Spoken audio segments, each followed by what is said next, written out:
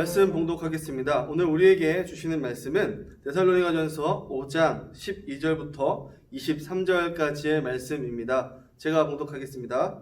형제들아, 우리가 너희에게 구하노니 너희 가운데서 수고하고 주 안에서 너희를 다스리며 권하는 자들을 너희가 알고 그들의 역사로 말미암아 사랑을 해서 가장 귀히 여기며 너희끼리 화목하라. 또 형제들아, 너희를 권면하노니 게으른 자들을 권계하여 마음이 약한 자들을 권계하며 마음이 약한 자들을 격려하고 힘이 없는 자들을 붙들어주며 모든 사람에게 오래 참으라. 삼가 누가 누구에게든지 악으로 악을 갚지 말게 하고 서로 대하든지 모든 사람을 대하든지 항상 선을 따르라. 항상 기뻐하라. 쉬지 말고 기도하라. 범사에 감사하라. 이것이 그리스도 예수 안에서 너희를 향하신 하나님의 뜻이니라. 성령을 소멸하지 말며 예언을 멸시하지 말며 범사에 헤아려 좋은 것을 취하고 악은 어떤 모양이라도 버리라. 평강의 하나님이 친히 너희를 온전히 거룩하게 하시고 너희의 온 영과 혼과 몸이 우리 때에 흠없게 보존되기를 원하노라.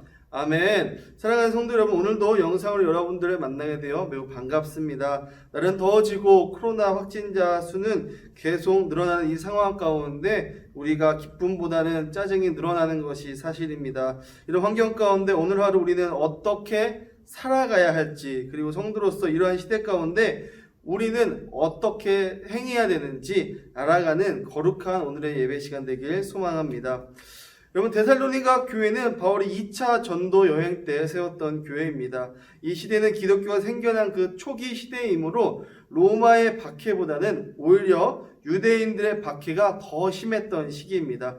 그래서 바울이 복음을 오랫동안 가르치지 못하고 떠났던 곳이 바로 데살로니가 지역이었습니다. 그래서 바울은 항상 이 데살로니가 지역에 대한 애틋함과 그리고 아쉬운 마음을 항상 갖고 있었습니다. 마치 어린아이를 집에 혼자 두고 나온 부모의 마음같이 사실 그 마음 가운데 불안한 마음도 함께 있었습니다.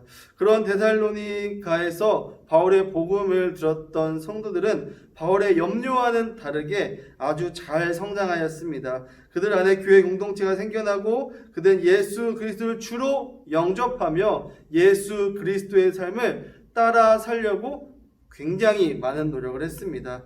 문제는 이들에 대한 박해가 로마가 아닌 유대교 사람들에 대한 박해가 굉장히 심했다라는 것입니다.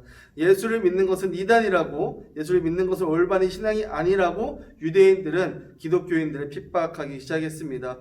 오늘 우리가 예수를 믿는다고 사람들에게 눈치를 받는 것보다 더 많은 핍박이 이 데살로니가 사람들에게 있었던 것이죠. 그래서 어떤 이들은 신앙을 버리기도 하고 또 어떤 이들은 그 핍박 가운데에서도 신앙을 끝까지 지켜냈던 사람들이 있었습니다. 오늘 바울은 이렇게 신앙을 끝까지 지켜냈던 자들, 그 박해와 핍박 가운데에서도 신앙을 잃어버리지 않고 지켜냈던 자들에게 해주는 하나님의 메시지를 바울이 전하고 있는 것입니다.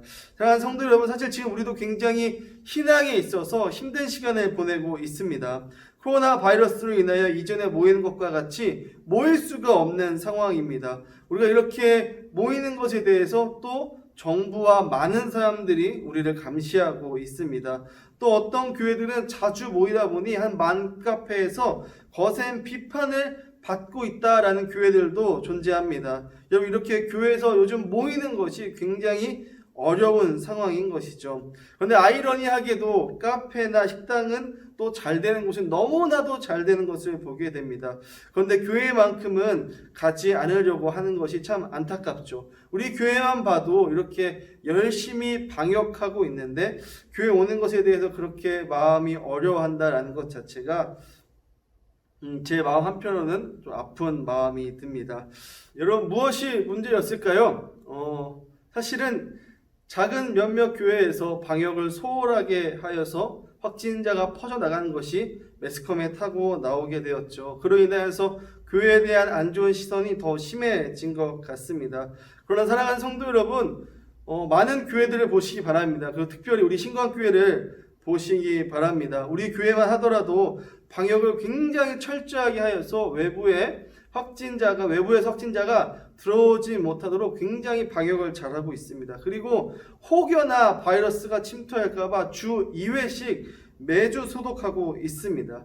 그러나 많은 사람들의 눈에는 방역을 잘하고 있는 많은 교회들보다 그 확진자가 퍼지게 된 몇몇 교회들이 더 크게 보이게 되는 것 같습니다. 그래서 본의 아니게 우리 교회가 핍박의 대상이 되지 않았나 싶습니다. 그러다 보니 모이지 못하게 되고 예배를 모이지 못하는 것이 스트레스고, 우리에게 눈치를 주는 외부의 시선도 스트레스며, 시간이 갈수록 더워지는 날씨도 우리에게 스트레스로 다가옵니다. 이런 시간 가운데 우리는 어떻게 해야 될까요? 성도의 삶을 어떻게 유지해 나가야 하는 것일까요? 그 답을 오늘 사도 바울의 편지에서 찾아가기를 주님의 이름으로 소망합니다. 오늘 본문 13절을 보겠습니다. 제가 말씀드리겠습니다. 그들의 역사로 말미암아 사랑 안에서 가장 귀히 여기며 너희끼리 화목하라. 아멘. 여러분, 13절에서 바울은 데살로니가 사람들과 우리에게 말하는 것은 사랑 안에서 귀히 여기고 화목하라 라고 우리에게 이야기하고 있습니다. 사랑하는 성도 여러분, 이것이 우리가 지켜야 될 첫 번째 규칙입니다. 바로 서로 사랑하고 화목하게 지내는 것입니다. 여러분, 데살로니가 사람들에게 핍박이 왔을 때 바울이 가장 걱정했던 것은 무엇이냐면 그 핍박으로 인하여 서로 간의 관계가 깨어지는 것이었습니다. 위기 가운데 서로 똘똘 뭉쳐서 그 위기를 극복해 나가야 하는데 서로 남탓만 하고 있으면 그 공동체는 스스로 무너질 수밖에 없는 것이죠. 그래서 바울은 성도 간에 귀히 여기며 서로 사랑할 것을 강조하였습니다. 그래야 유대인들로부터 오는 그 모든 핍박을 이겨낼 수 있기 때문입니다. 사랑하는 성도 여러분, 지금 우리의 상황을 보시기 바랍니다. 지금 우리는 교회 안에서 만나는 것이 굉장히 어렵습니다. 저는 항상 교회에서 만나서 서로의 삶을 나누며 살았는데 지금은 그러는 것이 어렵죠. 보이지 않으니까 그럼 어떻게 됩니까? 소홀해지게 됩니다. 보지 않으니까 오해가 생겨나게 됩니다. 헤어지기 전에 약간의 오해가 있었다면 얼른 만나서 풀고 회복해야 되는데 이 헤어진 채로 오랜 시간 지나다 보니 더 큰 오해를 낳게 되는 경우도 있습니다. 여러분, 이것이 문제입니다. 그래서 지금 우리는 이 상황 가운데 만날 때마다 무엇을 해야 합니까? 서로 사랑해야 되는 것입니다. 여러분, 사랑하기 시작할 때에 공동체는 더욱 굳건해질 수 있는 것입니다.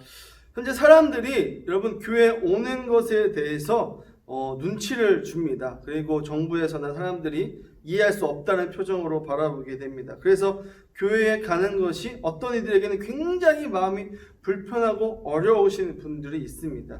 또 그런데 이런 상황 가운데서도 개의치 않고 내 신앙이 중요하고 또 사람 만나는 것이, 사람을 돌보는 것이 또 중요하다라고 생각하셔서 교회에 꾸준히 나오시는 분들이 계십니다.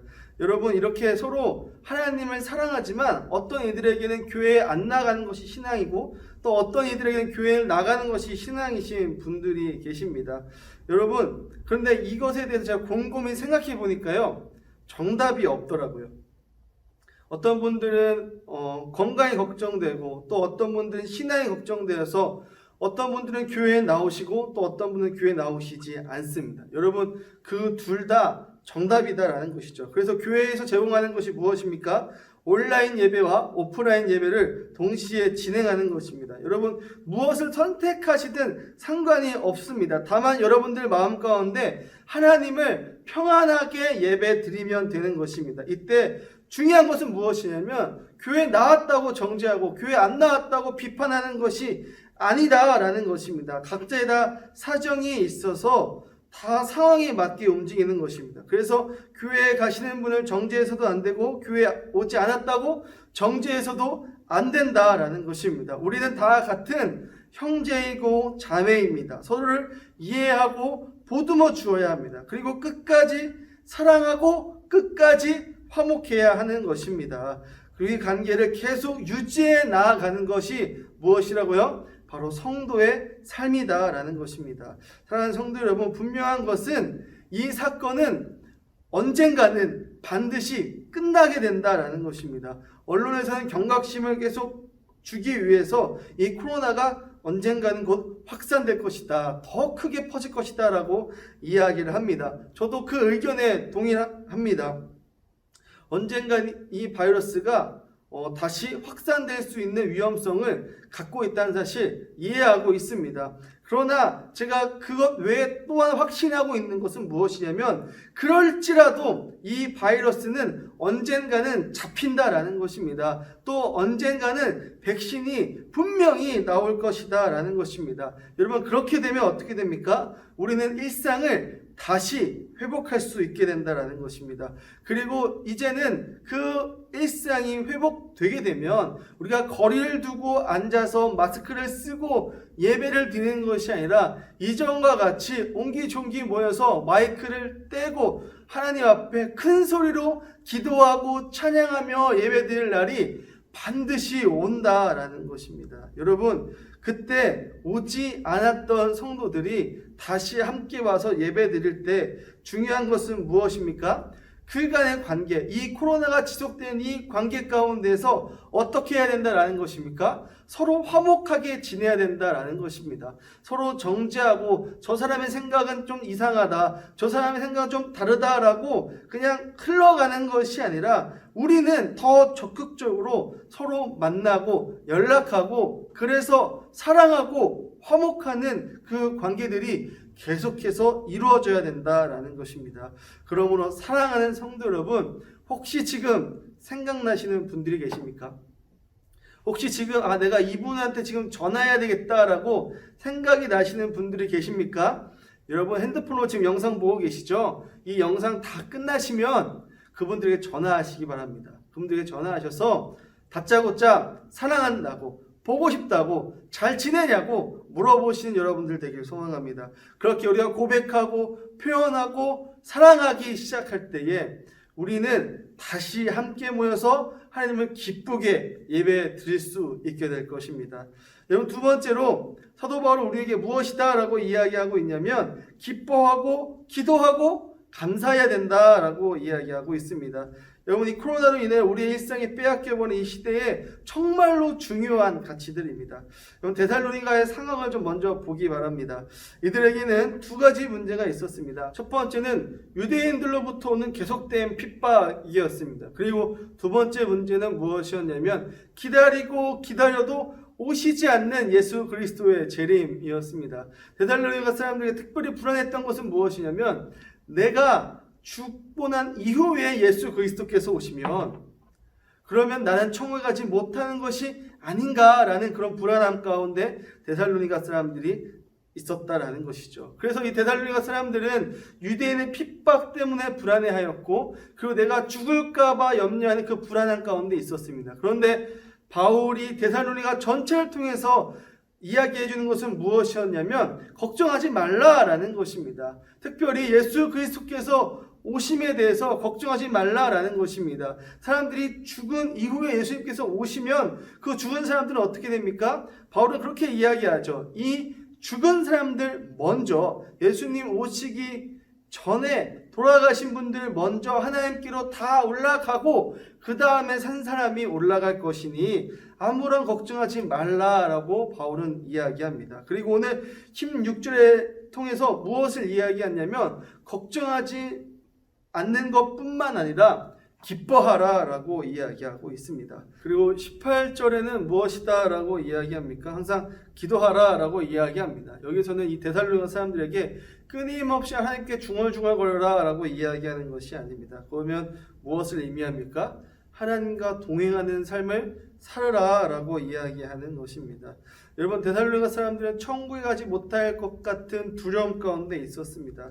그들에게 권면했던 것이 끊임없이 기도하라 라는 것입니다. 즉 끊임없이 하나님과 동행하는 삶을 살아라 라는 것입니다. 즉 그 두려움 가운데 이 두려움을 극복하는 방법은 무엇이라고 말하는 것이냐면 하나님과 계속해서 교제하는 그 삶을 통하여서 그 모든 두려움과 어려움과 불안을 극복해내라 라는 것입니다. 마지막으로 바울은 데살로니가 사람들에게 감사하라 라고 이야기하는 것이죠. 그래서 그 감사함을 통하여 그 핍박받는 일, 걱정되는 그 모든 일들을 이겨낼 수 있다라고 말하고 있습니다. 여러분 우리의 삶도 마찬가지입니다. 나라가 어렵고 내 삶 또한 어렵습니다.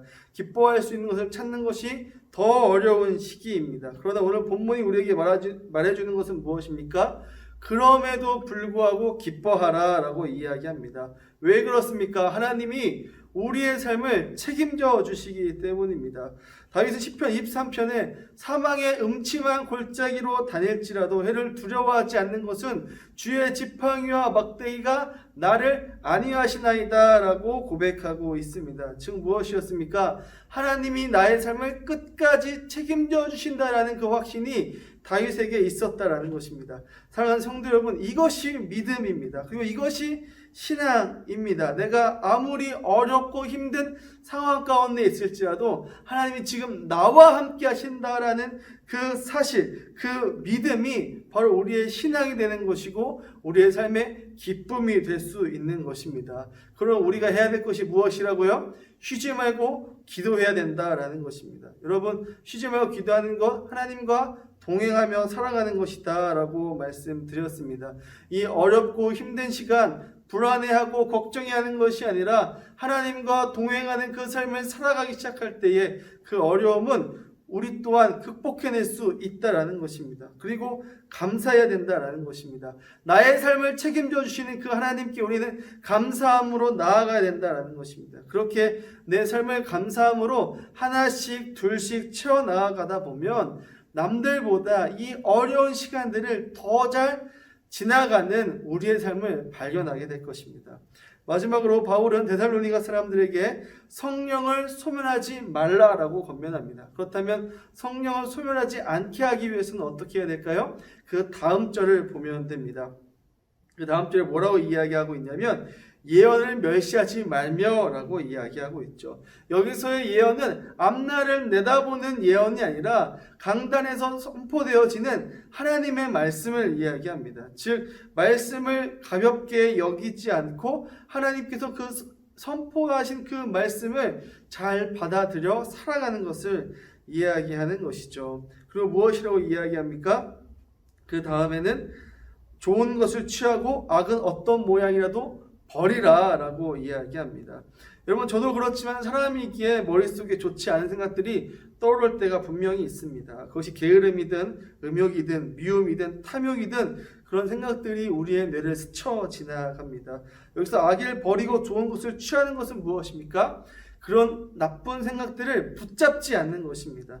내 머릿속에 옳지 않은 생각들이 생각날 때 그 생각들을 빨리 좋은 생각들로 전환시키는 것입니다. 그렇게 되지 않으면 그 악한 생각들이 꼬리에 꼬리를 물게 되면서 우리의 행동들을 바꾸게 되는 것이죠. 그래서 여러분, 좋은 것을 취하고 악한 것을 버리는 것은 좋은 생각들로 우리의 생각들을 채우고 또 잘못된 습관들을 버리고 좋은 습관들로 우리의 삶을 채우는 것입니다. 여러분, 이러한 권면이 지금 우리에게 필요합니다.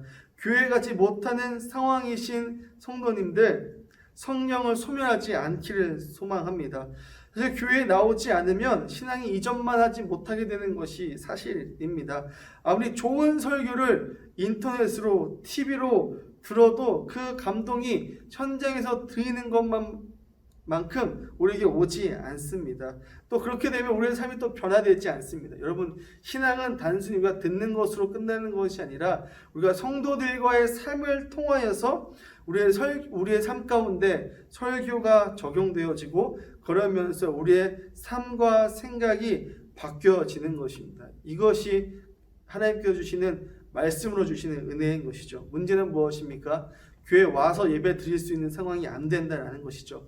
그러면 어떻게 되는 것일까요?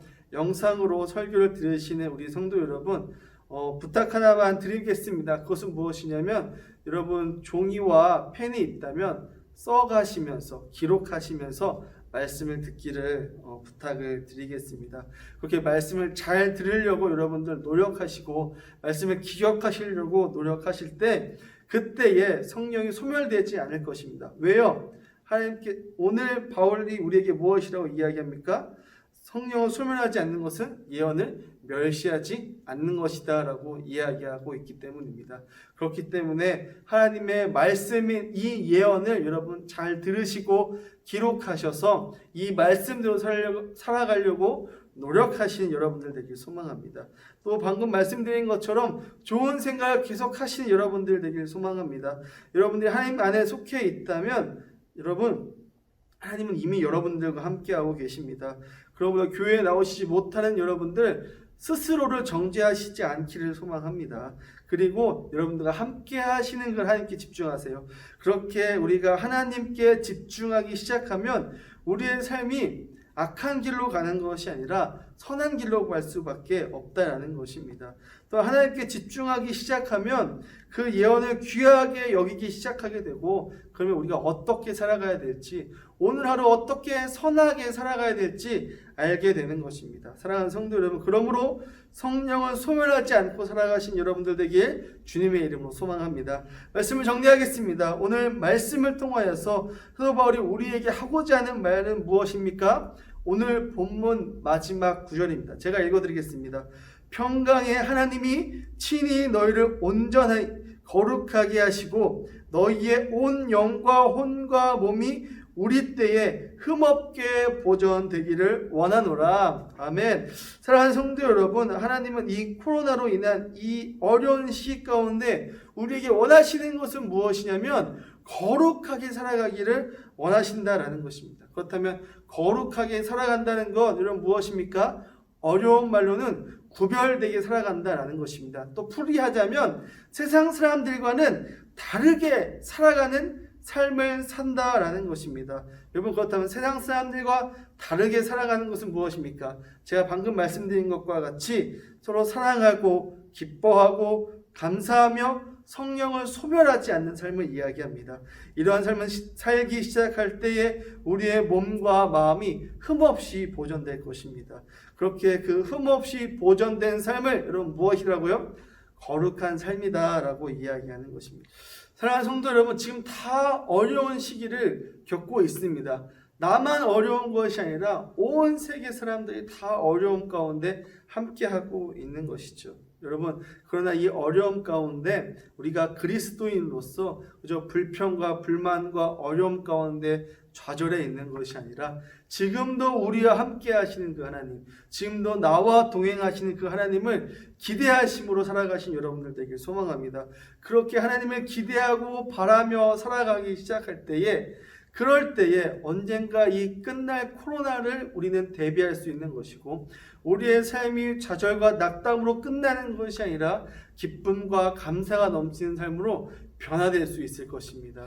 그러므로 사랑하는 성도 여러분, 이번 한 주 하나님께 집중하고 하나님을 바라고 하나님을 기대하며 살아가시는, 그래서 성령 충만한 삶, 이웃을 사랑하는 삶 되기를 주님의 이름으로 소망합니다. 기도하겠습니다. 사랑의 하나님, 감사합니다. 오늘 우리에게 데살로니가 전서를 통하여서 성도의 삶이 무엇인지 말씀해 주셔서 감사합니다. 하나님, 그렇습니다. 이 어려운 시기에 더 사랑하기를 소망합니다. 하나님, 이 어려운 시기에 더 기뻐하고 기도하고 감사하기를 소망합니다. 하나님, 이 어려운 시기 가운데 성령을 소멸하지 않고 성령 충만한 삶을 살아가기를 소망합니다. 주님, 그래서 우리에게 은혜 주시고 우리와 함께하여 주셔서 우리가 이 어려운 시기에 하나님을 오직 바라며 거룩한 삶을 살아갈 수 있도록 주님 도와주시옵소서. 그리고 이 어려움이 언젠가는 반드시 끝날 것이다 라는 소망을 우리에게 허락하여 주시고 그 끝날 것을 기대하며 살아갈 수 있는 우리의 삶이 될 수 있도록 주님 인도하여 주시옵소서. 비록 이 어려운 기간이 바로 끝나지는 않을 것이지만 하나님, 그럼에도 불구하고 소망을 갖고 기쁨과 감사로 살아갈 수 있는 우리들이 될 수 있도록 참된 그리스도인이 되는 신광교회 성도들 될 수 있도록 주님 함께하여 주시옵소서. 오늘 우리와 함께하신 그 하나님을 기대하며 나아갑니다. 이번 한 주도 우리 성도님들 지켜주시고 함께하여 주셔서 거룩한 삶이 계속될 수 있도록 인도하여 주시옵소서. 함께하신 하나님께 감사드리며 예수님의 이름으로 기도드렸습니다. 아멘.